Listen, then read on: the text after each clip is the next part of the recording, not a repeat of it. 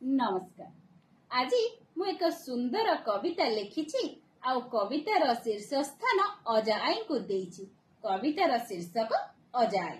पिलादिनु देखि नाही मोर अजाई को, जेतेबेले आसिली मु शाशु घर को सेठारे पाइली देखिबाकू मो स्वामींकर देवतुल्य अजाई को, अर्थात मो अजा ससुर आउ आई शाशु को।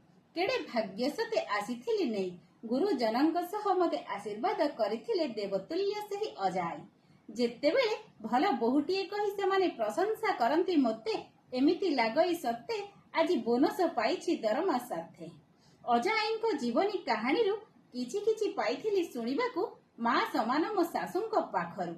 ମାତ୍ର 17 ବର୍ଷ ବୟସରେ ଅଜାଙ୍କ ହାତ ଧରି ଆସିଥିବା ଆଈ ମୋର ଅଜାଙ୍କର ରଖୁଥିଲେ ସବୁ ଖବର ଆଉ ଖ୍ୟାଲ ରଖୁଥିଲେ ବରାବର। ଅଜାଙ୍କ ସ୍ୱଭାବ ଥିଲା ବହୁତ ରାଗି। ଆଈ ଅଜାଙ୍କୁ ରହିଥାନ୍ତି ସବୁ କ୍ଷେତ୍ରରେ ଜଗି। ଅଜାଙ୍କୁ ଥିଲା ଆଈଙ୍କର ପ୍ରବଳ ଡର। ଟିକେ ଟିକେ କଥାରେ ରାଗୁଥିବା ଅଜା କିନ୍ତୁ ଆଈଙ୍କ ଛଡ଼ା ଦେଖିନାହାନ୍ତି ଫଟୋ ବି କେଉଁ ଝିଅର।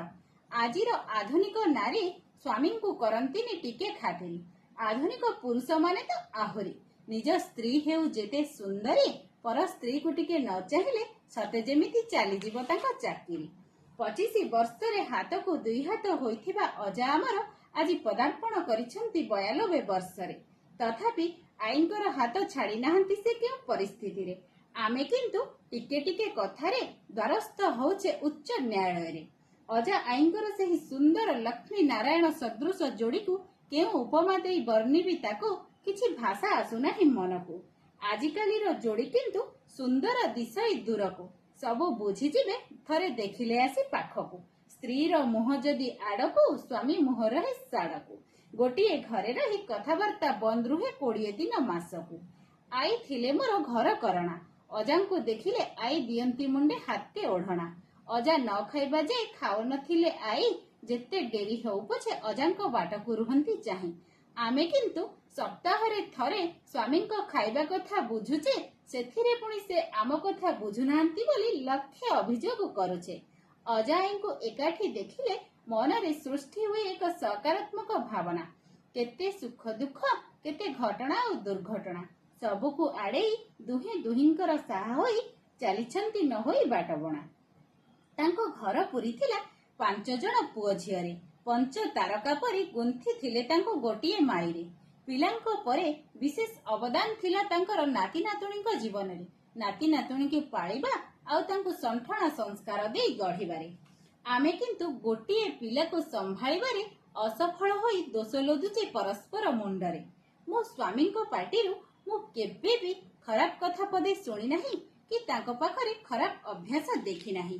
ତାର କାରଣ ପଚାରିଲେ ସିଧାସଳଖ କୁହନ୍ତି, all credit goes to my Ajai.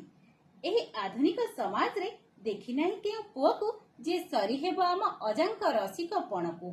ଆଜି ବି 92 ବର୍ଷରେ ଅଜା ଆମର ସାଇକେଲ ଚଲେଇ ଘାଣ୍ଟନ୍ତି ଢେଙ୍କାନାଳ ସହରରେ। ବିଖ୍ୟାତ ବରା କହିଲେ ଢେଙ୍କାନାଳକୁ ବୁଝାଏ, ଆଉ ଢେଙ୍କାନାଳ କହିଲେ ଆପେ ଆପେ ନଜର ଅଜାଙ୍କ ଆଡ଼କୁ ପଳାଏ। ଅଜା ଆମର ଭରପୁର ଥିଲେ ହିରୋ ପଣିଆରେ। ଯେତେ ଝିଅ ଆସିଲେ ବି ଜୀବନରେ ଅଜା କିନ୍ତୁ ଆଈଙ୍କୁ ରଖିଥିଲେ ହୃଦୟରେ। ସେଥିପାଇଁ ତ ଆଜି ବୈବାହିକ ଜୀବନ ପହଞ୍ଚିଛି ତାଙ୍କର 67 ବର୍ଷ ବୟସରେ। ଆମେ କିନ୍ତୁ 7 ବର୍ଷରେ 70 ଥର ଝଗଡ଼ା କରି ସମାଧାନ କରୁଛେ ଛାଡ଼ପତ୍ରରେ। ସଂସାର ଗଢ଼ିବାର ଶିକ୍ଷା ବହି ଖାତାରୁ ମିଳେ ନାହିଁ ଆଜ୍ଞା।